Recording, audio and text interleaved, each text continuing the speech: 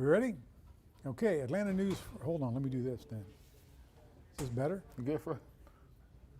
I don't know. Atlanta News First Sports Plus tonight.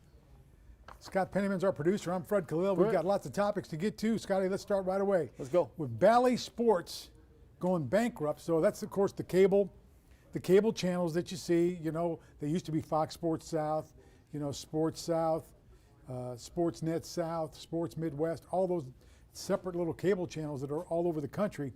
Now they're going bankrupt. And, you know, what could that mean? You know, because they were distributed through Bally Sports Regional, and then Sinclair Broadcasting owns a lot of the debt, and they're in debt. So what is the future for, you know, our local teams? Because we've got the Braves that are on there, the Hawks are on there. So what could that mean? You know, as I was just kind of sifting through everything, it looks like for the consumer, for the fans, it looks like everything will be fine this season. We'll be able to watch the Braves games. The fans will be able to watch the games the way they normally would. So it doesn't affect a whole lot right now as far as the viewership and being able to watch the games. But yeah, I mean, long term, I guess this can't mean a good thing, right? Anytime any business is going into bankruptcy, it doesn't seem like it can mean something good. So, you know, hopefully they can work things out and be able to get things on the right track. But I guess anytime you hear the word bankruptcy, boy, just with how many people watch, I guess what makes me confused is how do they go bankrupt and how they not have the money to take care of what they need to take care of. I guess I don't, you know, I'm not a business person. I certainly didn't. I don't know, man. I have no clue, man. I don't keep track of that really. You know, I enjoy the games on Bally Sports South and on Bally, you know, Sportsnet South. You know, 848 and 884 on our cable systems around here because we roll on all the games. Yeah. So we memorized the channels. But yeah, we enjoy Hawks. You know, I mean, they've got ACC basketball. We watch Georgia Tech on it. We watch, you know, Duke, North Carolina. We watch Georgia sometimes on it as well, because that's mostly SEC network now. But every once in a while we'll get a Georgia game on there. So I mean, it's kind of neat to have all those, you know, because they do bring you a lot of local content. Yeah, you know, like I said, it's one of those things where you just hope everything stays in order. I mean, Bally Sports has been, you know, obviously that's where all of our local games come, right? I mean, so. But the good thing is, like I said, when I did some, you know, just everything I read up on it, from everything I've seen, it looks like everything should go as planned this year as far as Braves games being on TV. We'll be able to watch them. So I think the important thing is that it doesn't affect the bottom line. It doesn't affect the viewership. It doesn't affect the fans at home. They can still watch their games. So I think that's the important thing. Okay, now let's go to the next topic, okay? Fred McGriff will have no logo on his Hall of Fame cap. And Fred's played for four or five different teams, so. But no logo on his cap, even though he won a World Series with the Braves, right? Had a lot of home runs with the Braves. The first night he was in Atlanta, the stadium caught fire. So, I mean, there's a lot of memorable moments with the Braves, and he's not wearing any cap. I mean, whether it's Tampa Bay, whether it's Toronto. Of course, Toronto, I believe, is his first Major League team, as I recall, and I remember that. He was, you know, he's a great player. Obviously, he's a Hall of Fame player. Voted in. You wish he would represent one team. I mean, if it's not Atlanta, okay, we'll live with it. But, you know, going in with a blank cap, it's like, you know.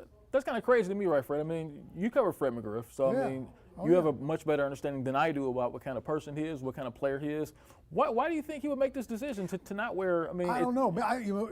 To me, I mean, knowing Fred as I do, I mean, he's always been a nice guy, a friendly guy. Maybe he doesn't want to offend anybody. I don't know. Maybe he's just trying to be, you know, neutral. He's trying to be Switzerland, you know, where he doesn't, you know, I don't want to offend anybody. I don't want to, you know, get in trouble. I just want to go ahead and be in the Hall of Fame and be the Hall of Fame baseball player. But he was a great player for the Braves, obviously. I mean, they won the World Series when he came here, and you know, I mean, he came here in '93. Was it '93, '92, '93, as I recall? Yeah. I mean, it's kind of crazy. When I think Fred McGriff, I think Atlanta Braves. So I thought naturally he would wear Atlanta Braves gear going into the Hall of Fame. But you know, I don't know. Does he have a gripe against the organization, or does he just want to be respectful to every organization that he played with? If that was the case, why not wear everyone's hat, or why not wear, you know, 3 or 4 different logos on a hat? So I guess I just don't really have an understanding as to why he's going in with none of them. You know, I don't know. Is it a gripe? I don't know. I don't think so. I mean, I don't really know. I mean, I just think that, you know, his most successul years were here in Atlanta with the Braves. I mean, he won a world championship here. Right. I mean, they went to the playoffs every year he was here. So, you know, went to a couple World Series while he was here. So I don't know why, you know, he wouldn't don the Braves cap. Come on, Fred. Yeah, Be a Fred. yeah. Be a Fred. Wear the Braves cap. That's what I'm saying. I mean, it doesn't seem right, but hopefully there's still some time, right? The induction is this summer, Right. So he still has some time in order to be able to just alter it and maybe change his mind a little bit as far as Well, he doesn't have a lot of time because they got to mold that bust and they've got to do everything. Yeah. So the artist needs time to do that. Look, okay. what a great player Fred McGriff was, though. I just remember watching him as a kid. He just seemed like a guy who just quietly went about his business every game, was productive every season. He was just one of the most business-like people who I can remember watching. Well, I can remember when Fred came here. Obviously, the first year at night, the stadium was on fire, and then from there, and I'm not trying to be, a smart aleck, the Braves caught fire. I mean, they won. I want to say they won 105 games, and the Giants won like 103, and that was back before the wild card. So the Giants were out of the playoffs, winning over 100 games. Yeah. And then the Braves, were in the playoffs. Yeah, And they eventually lost that year to the Phillies. And the Phillies went on and got beat by the Blue Jays. I do remember that. That was the back-to-back Blue Jays. Yeah. Joe Carter, right? I remember that Joe Carter with the big home run against the Cleveland Indians at the time. Mitch right? Williams, right? Yeah. So I do. Well, Look. Philadelphia in the series was Mitch Williams in the World Series, but they beat Cleveland in the ALCS. Yeah. Look, I mean, I remember Fred McGriff, and he was, like I say, he was one of the most business-like, quiet, just put your head down and go play baseball guys that I ever remember. So I feel like if he has a reason to not wear a logo on his cap, I trust him. I believe in what his reasoning is because he's a pretty straightforward guy, at least from what I knew. He is, yeah. I mean, I'd like to hear him, give his reasoning, but Yeah. I mean, I've got no problem with it, really. I mean, I think he should have a Braves hat on, but Yeah. I'm not one. Who am I to tell him? I'm nobody to Come tell on, him. crime dog. Let's go, baby. All right, and a lot of people, the kids probably wouldn't know crime dog. What is that? There was a public service announcement, and it was the guy that was the dog who was the police officer, right? I remember that. He was like, McGruff. Yeah, he was like, "Look." He was McGruff. I remember that. So McGruff and McGriff. So you had the crime dogs. That's how he got the nickname. Yeah, and I was a kid when it was on, and you'd see the dog there, and he'd be like, "I'm McGruff. Look, That's right. behind me, there's Cindy. Yeah. When Cindy gets into that car, we'll never see Cindy again." Oh, God. Yeah, I remember those as a kid. McGruff. That's right, yeah. So that's what it For was. sure. So McGruff. That's how that happened, all right? Yeah. So we're moving on now. The NBA officials doing some discipline here possibly, huh? So they do it in other sports. Guys who do well are rewarded. I know in the National Football League, I got an old college teammate who's an official, and he gets playoff games because they grade their game tape every Monday. Yeah. Just as they would a running back or a wide receiver, interior lineman, they grade the officials every week. And the good guys, get advanced and get rewarded with playoff games, and that gives them opportunity to make make a little more money. So, I'm all for that. Yeah, I think that just like everyone else, just like players, like you said, just like players get rated for how they do on the field, I think it should be the same for officials. There should be look, I mean, these are livelihoods, right? If an official blows a call, makes a bad call throughout the course of a game, right, it affects everything. It affects livelihoods. It affects well, first of all, it affects wins and losses, right? Yep. So now that subsequently affects livelihoods because there are going to be players and people involved in those losses who are going to lose jobs one day. So, coaches who will get fired, there'll be players who will be released. All things that are based on wins and losses that can be decided by a good or a bad call. So, yeah, I mean, I think that just across the board, whether it's the NBA, NFL, Major League Baseball, there are things that need to be done in order to make sure the officiating is on point. Yeah, I mean, I agree. There's no doubt about it. And like I said, it happens in other sports.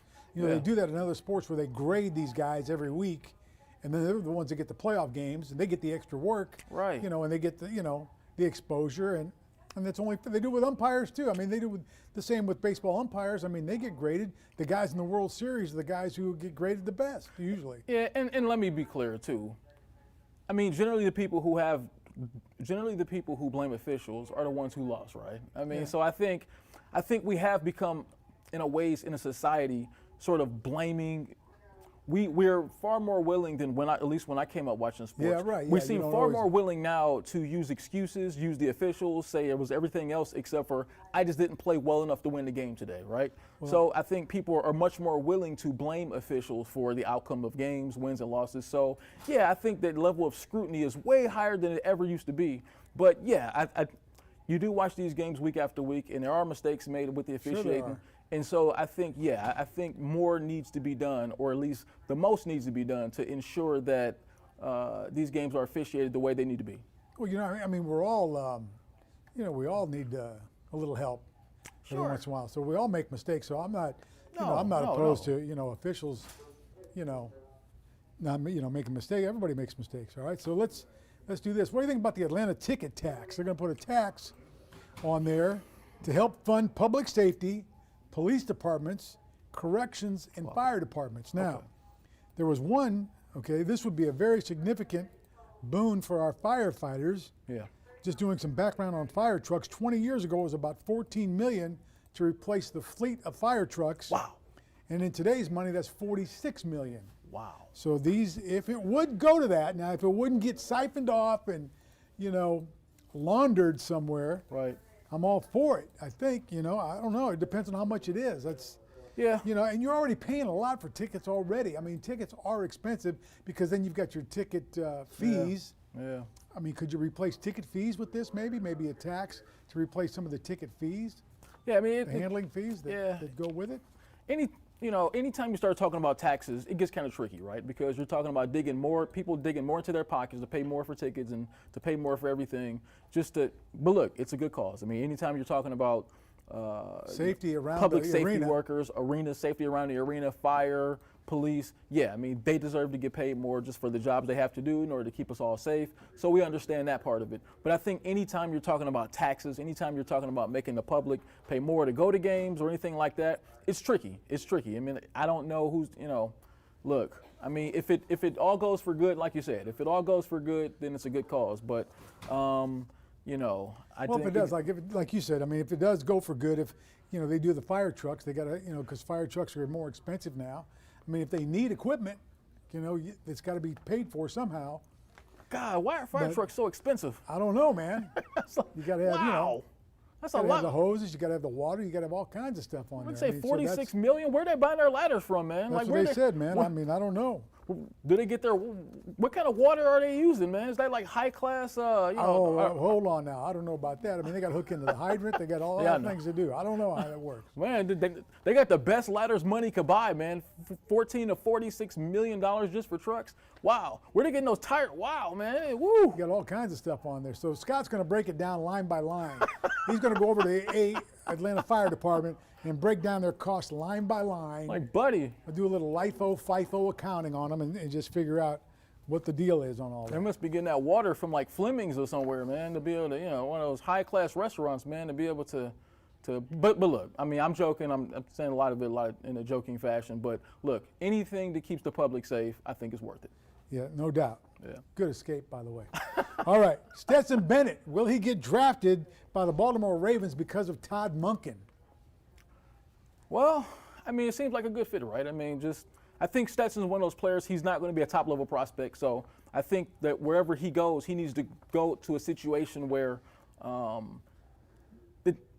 I guess I would say the right situation in place. Stetson Bennett, he's kind of, I think for college, he's the ultimate college level quarterback. He's the ultimate, he has the college intangibles. I just don't know how that plays on the pro level. So I think as far as him getting drafted at the next level, he's going to want to go to a situation where everything sort of, It's familiar to him. it's very familiar to him. And like you say, Baltimore, Todd Monken, right? What's more familiar than Baltimore? And oh, by the way, they're having some trouble right now with their current quarterback getting him under contract. Well, yeah, Lamar. Well, I mean, don't compare Stetson Bennett to Lamar. Well, no. It's certainly not that though. But I think that But Todd Monken, of course, coming from Georgia, so Yeah. he would probably be familiar with a lot of the terminology, Right. and a lot of the different things. There's a lot more that goes into it, but I mean, it would help him. I mean, even if he's a backup and makes it, Right. I mean, I think when I think about the kind of career Stetson Bennett may have on the next level in the NFL, I say think guys like Colt McCoy, think guys like Chase Daniels, 8 to 10 year long-term backups.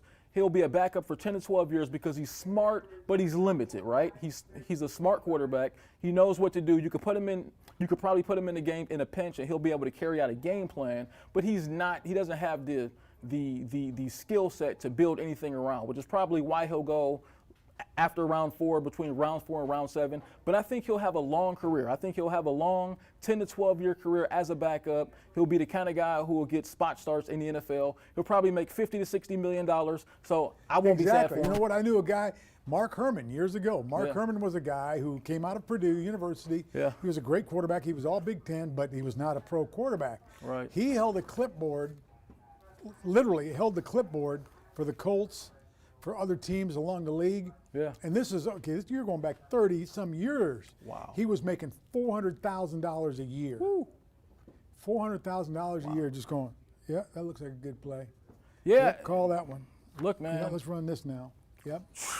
Look, I mean, if you could have a 10 to 12-year NFL career as a backup, you're not playing a whole lot, so your chance of getting hurt is really low too, right? Right, So yeah. if you could play 10 to 12 years in the National Football League, make $50 or $60 million, I ain't mad at you. Without without getting hit or hurt. Right. I don't know if he's going to make 50 or 60 million. You're going to pay a backup $5 million? Well, just think about it. Just think of Chase Daniel. He's been in the league about that time frame, about 10 to 12 years.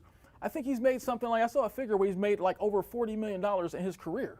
The guy probably only has about 7 or 8 starts throughout the course of his career. That's the best job in America is being, well, 2 best jobs, right? A fired NFL coach and a backup quarterback. Yeah, fired NFL coach with a long-term contract. Yeah, exactly. A coach with a long-term contract and a backup quarterback. Those are 2 of the best professions in all of sports because you're going to make a boatload of money and you don't have to worry about injury.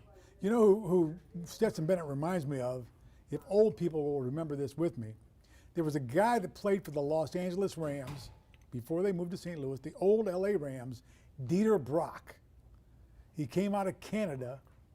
He was not 5'10". He was the starting quarterback for the Los Angeles Rams. Okay. And he took the Rams to the NFC Championship game. Wow. It was, unfortunately, in 1985. The game was in Chicago against the 85 Bears and that 85 Bears defense. Right.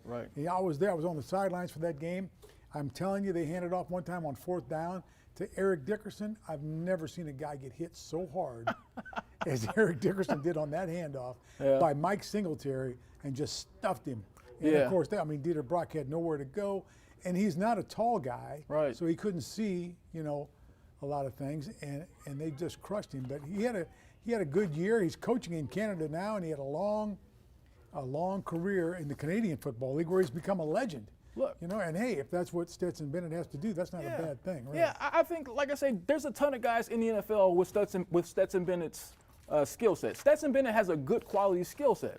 I just think he's not a starting quarterback at the NFL level, and that's fine. If Stetson Bennett can't be a franchise quarterback, that's fine. But I think his money is going to be made, like I said, think Colt McCoy, think Chase Daniel, those kind of quarterbacks. I think that's the kind of career that he could aim for and could kind of shoot for. And who knows? If he gets his opportunity to start a game and he takes the job and runs with it, then who knows what he can be. Well, that's just it. Look what happened in Georgia, right? Right. The guy was maligned and talked about and all he did was, go back to back. Look. So, that's pretty good. And just think about he had a good defense, though. Right. He had a real good defense. Right. That helped him out. But still, it's a team game. And just think about someone like Russell Wilson, right? He was a guy who came into the NFL as an undersized guy, but he was kind of known as being a winner in college. He instantly entered camp with the Seahawks and just impressed everybody. He wasn't there. Remember, that first year, I think it's supposed to be Matt Flynn who was supposed to be the starter in Seattle. Russell Wilson came, took the bull by the horns, took that starting job, never gave it back until he got traded to the Broncos. So I think that's a lesson for guys like Stetson Bennett. Now, I don't know if Stetson Bennett has Russell Wilson's complete skill set, right? Tiger. Right. Easy on that. Russell Wilson, okay, remember he was in a baseball program. Right. He was a baseball player playing in the minor leagues, working his way up as a second baseman. So you think of the agility, the arm, on a second baseman, the agility that he has and the quick release that you have to play second base. So he had all the tools to play. That's true. And he was a very good, obviously a very elite baseball player. Right. And he's not a major leaguer, but still he got drafted, played. That's how a lot of guys got out. That's how a lot of guys get out of spring football in college. Yeah, for sure. They get drafted by baseball. Hey man, I'm going to go play baseball. Yeah, because that's where they get paid, and so. Yeah. Well, let me be clear. Look, I'm certainly not saying that Stetson Bennett is headed for a Russell Wilson-like career. I'm just saying that if he gets drafted to a team, he's a backup quarterback. he's proven that he's the kind of guy that if you give him an opportunity, he may take it and run with it. So, look, if he has a Colt McCoy sort of career where he just kind of dangles around the league for 10 to 12 years, getting spot starts, making $25 to $40 million, that's great too. But I think the way he needs to think about it is just, if I get my opportunity, don't give it back. Give it back. Don't give it back. That's it. That's what he's always done, I think. Right. So, I mean, that's been good. I mean, that's been really good. So, Right.